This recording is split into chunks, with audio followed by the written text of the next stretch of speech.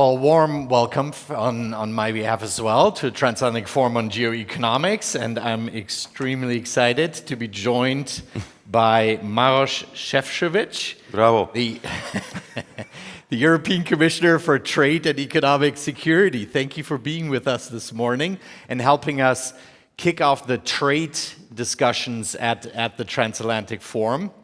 I think the Brussels audience here in the room is very familiar with you. But to our transatlantic and global audience, I think it's worth highlighting that you're now in your 5th term, one of the longest serving commissioners, someone who has handled some of the most dynamic, most challenging portfolios from energy and energy security to Brexit and now trade, and someone who has earned, I think, well-deserved the nickname Mr. Fix-It in the Commission. And so I can't think of anyone better to help us kick off the trade conversations at the Transatlantic Forum.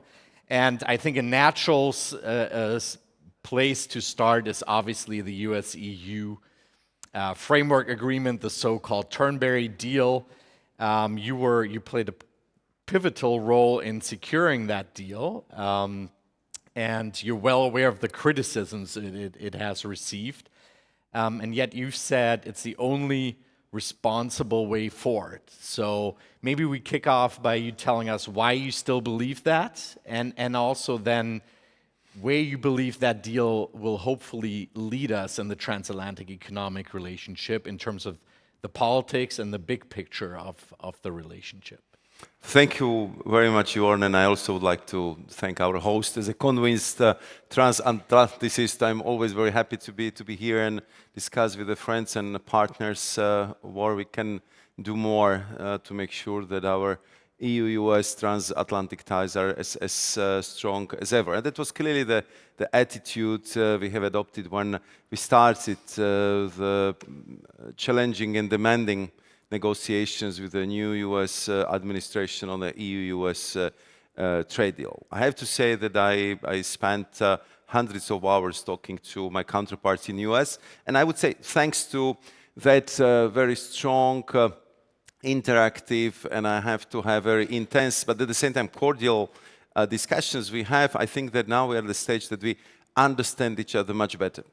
America has the same goal as European Union, to reindustrialize, to be much more secure against all kinds of weaponization of the goods, semiconductors, rare earth, medicaments, you name it. So simply we feel that we are in this new age of geoeconomics where two of us as the biggest trading partners and closest of allies that we should simply work together.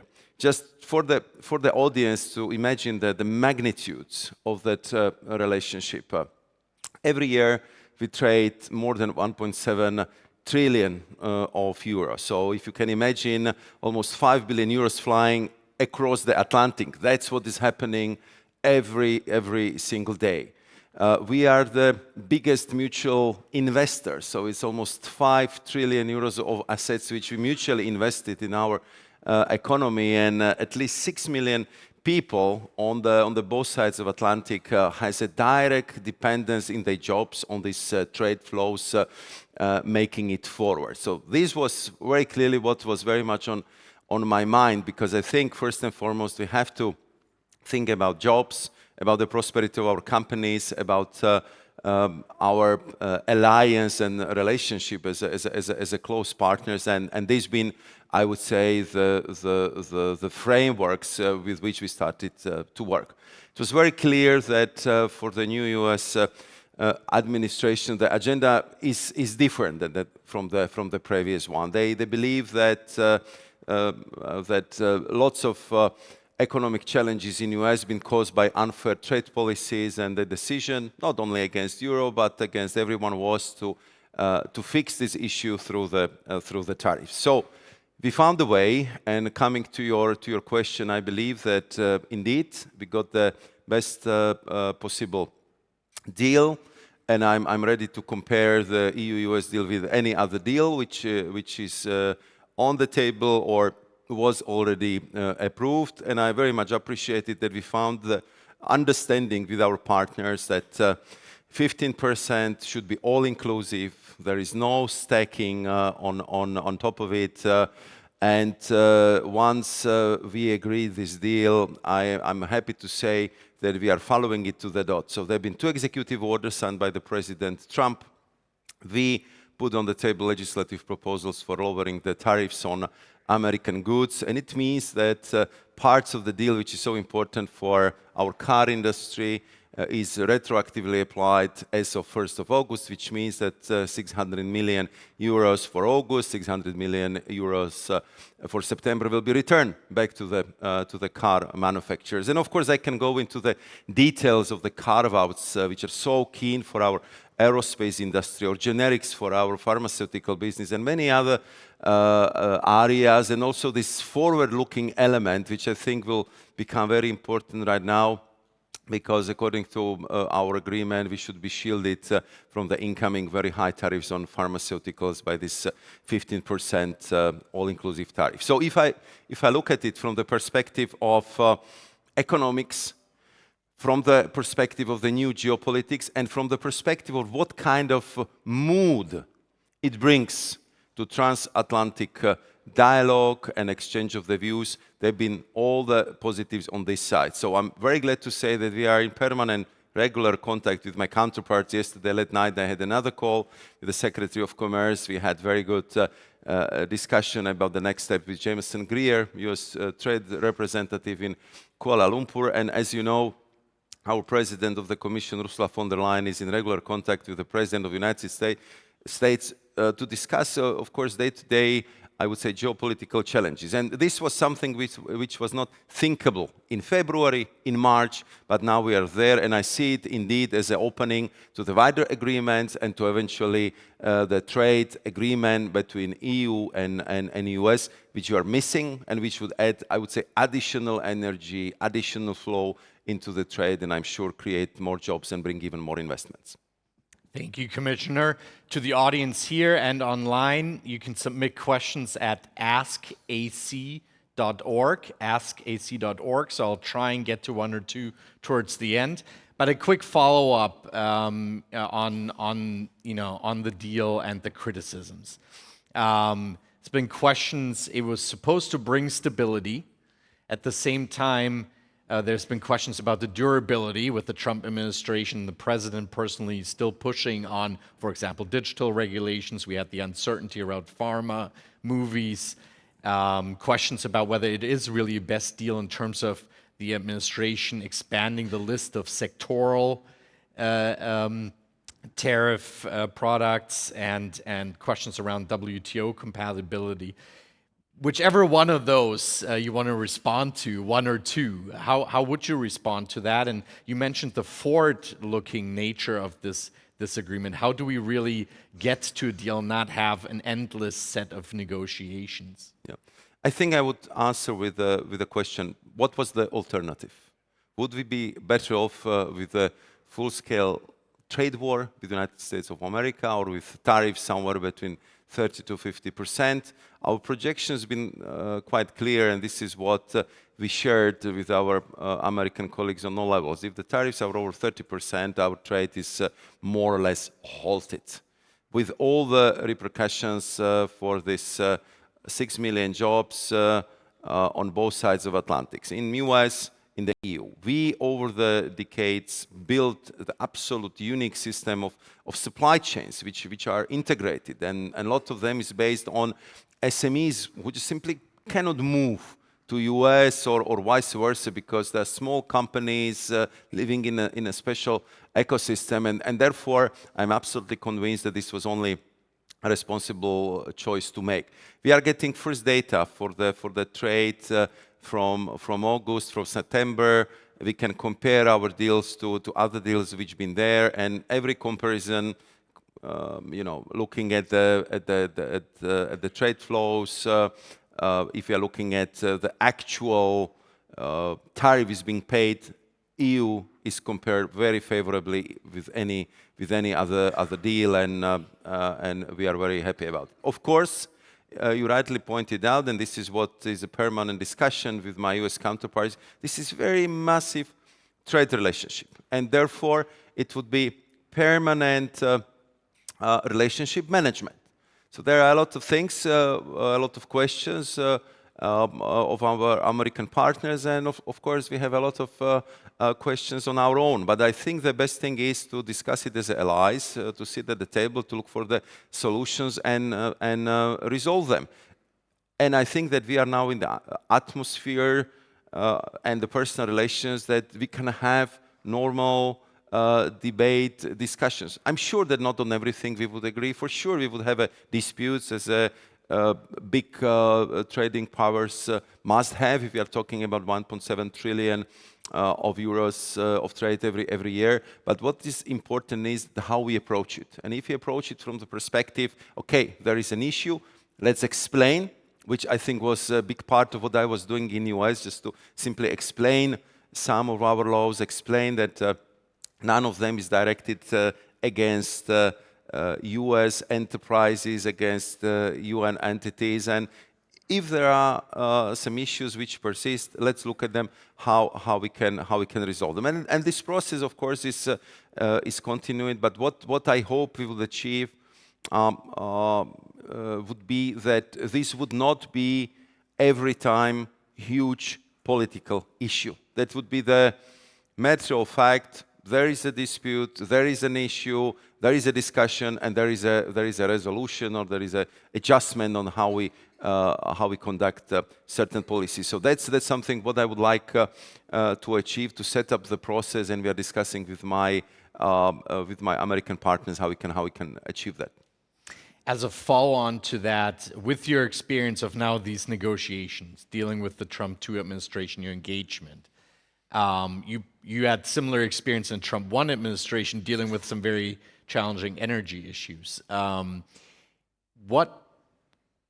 do the last few months inform your perspective on what is possible on a positive, proactive US-EU cooperative agenda? You mentioned your conversations with US Trade Representative Jameson Greer on steel and aluminum that you've restarted, where the United States and the European Union are trying to address very similar, the same overcapacity, national security, reindustrialization issues. So what space do you see for a collaborative, proactive US-EU trade agenda moving forward, both in the small and the big things and issues?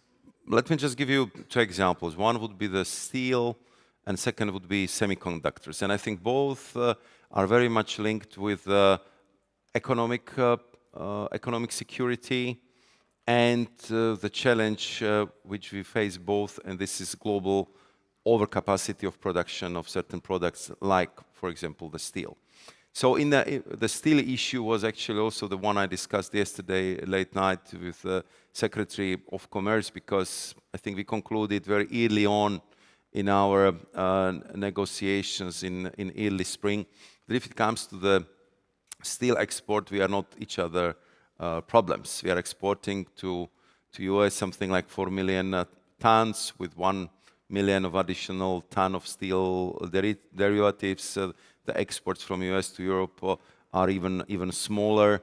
We are focusing on highly specialized steel, which is needed for our military industry, for aerospace, and so on and so forth. So we are just really natural partners there, but we have the same problem. And the problem is that our markets for a long time been simply too open, and the global overcapacity of the steel production just grew by unprecedented pace. EU lost 70 million of ton of steel production over the last 10 years, and half of it in the course of the last 3 years. So it's very clear that we have to protect our industry, and therefore very soon we are going to propose the post-2026 safeguard measures, meaning that we would work with the TRQs, meaning with the quotas for all those who would like to export steel to European Union.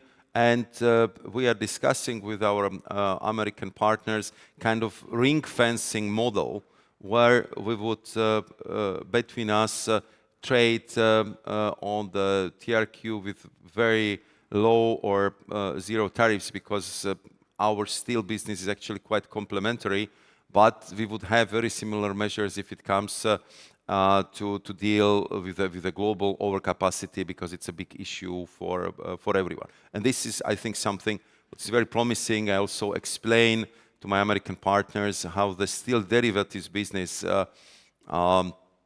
is affected by this additional 232 tariffs, because we are talking about fridges, dishwashers, motorbikes, and I know that very often we in EU approach that we have very complicated rules and regulations, but try to count how much steel there is in a fridge or in a motorbike, and you can compare them both. So I think the best thing would be really to find the solution in this regard. Second example on semiconductors. US has the best chip designers. We have the best machine in the world, which is printing the chips. And I think we are really absolute natural partners, and therefore when we looked at the deal and this so-called strategic purchase chapter, we added our interest in buying $40 billion worth of AI chips, because we want to build these AI chip centers so here in Europe, and it's only natural that there should be kind of strategic cooperation between US and the EU. So these are just the two examples, but I believe that on overall, I would say bilateral trade agenda, we can do much more, because in many aspects, these two economies been built as a complementary to each other, and I think that it's a time to kind of restore it and open new potential which has been missing in the past. Zooming out a little bit and taking a look at the broader geoeconomic, geopolitical picture, it seems that the global economic order, multilateral rules-based system is under serious pressure, not just from a Trump administration shifting US trade and international economic policy, but from China and its overcapacity and non-market practices, from rising protectionism.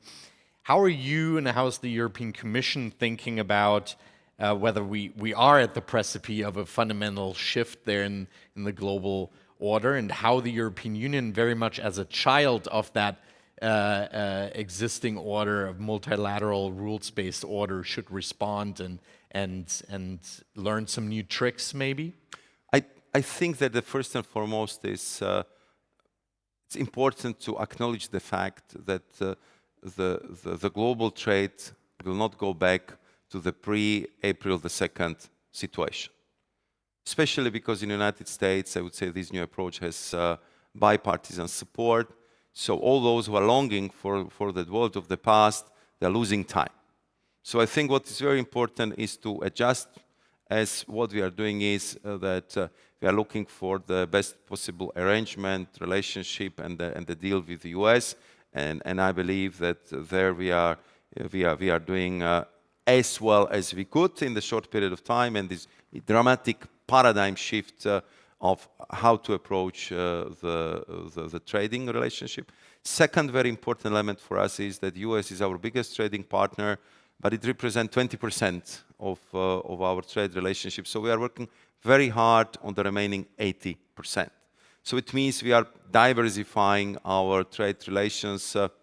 Just this year we put on the table for the final ratification an agreement with Mercosur, which would be our biggest FTA. Just to compare, it's 4 times bigger than our free trade agreement with Japan. We put on the table the free trade agreement with Mexico. I just came from Southeast Asian countries where we signed a new agreement with Indonesia, and I believe that Malaysia, Philippines and Thailand will be able to conclude the next year. We had very good discussion with the Australian trade minister, and we are also intensively negotiating with the UAE and GCC countries. So I believe that with all these partners we can progress significantly this year, the next year. We are having regular meetings with India, which again is one of the, I would say, the biggest markets and one of the biggest economies in the world. So that's where we want to kind of diversify our trade relationship. And I would say that we put it on top of what we already have. As you probably know, we are biggest trader on this planet. We have already now 44 free trade agreements with more than 70 countries, and we are looking at them also from the perspective which one needed to be upgraded. Upgraded from the perspective of digital trade, digital services, because many of these agreements have been signed before this became significant part of the economy. So that's very important. Second track.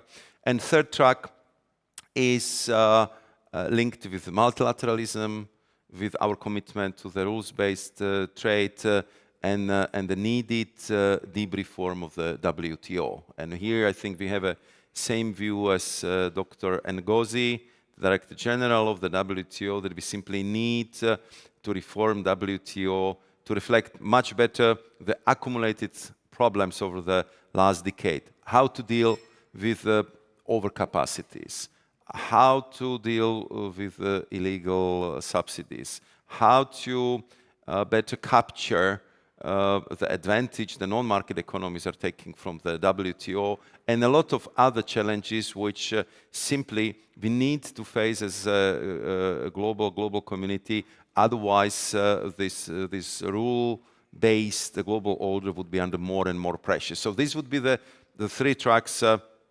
Find the best possible solution and permanent relationship management with the US, spread the wing even more with our global partners, and reform multilateral global institutions which are looking after trade agenda. Well, I'm going to try and squeeze in two questions. You can choose which one to answer from the audience. First one from Emily Kerstens. If IEEPA, the current legal basis for President Trump's tariffs, is struck down by the Supreme Court, how would that impact the US-EU framework agreement? And secondly, from your perspective, can the current talks and the negotiations lead to a real trade agreement similar to what was attempted with TTIP between the US and the EU? I think that I can answer the both. I mean, I will start with the second. What I think we are going through right now is really, I would say, the beginning of the new chapter. Simply, the perception in US is that the trade system as it was built until the 2nd of April is something which was not fair to the US. They want fundamentally to change the trade relationship with the partners, and we are going now through, I would say, this very elaborate and sometimes very painful process. But I think that we understand now each other much better than before, and through this, I would say, gradual step, and that was the part of the discussions we had also in Kuala Lumpur, is that we should kind of aim for the trade agreement with the US. How ambitious, how detailed, and what sectors you would cover, it's for later, because what we needed right now is to stabilize the relationship, to make sure that trade flows are flowing, that the impact on real economy, on jobs and company is as minimalistic as possible, to deal with the problems which are still on the table, and we are focusing on that and see where this would lead us in the form of the future trade agreement. This is how we see it also from the perspective of the compatibility with the WTO. And of course, if the Supreme Court would decide otherwise, I'm sure that it would be up to the US partners to see how they would adjust their policies. And I think what is very important right now, that we can pick up the phone, we can talk about anything, and we can find solutions to any challenge which is arising from EU-US trade. Thank you. Ever the pragmatist. So thank you so much, Commissioner. That's all we have time for this morning, but really appreciate you giving us these insights, kicking off our trade conversations, which will now continue with my colleague Josh Lipsky, Senior Director of the GeoEconomics Center, and a session on triangulating trade, where I'm sure his panel will dive into all of the issues you've raised in even more detail. And thank you again, and a huge round of applause, Thank you. I hope, for the Commissioner. Thank you.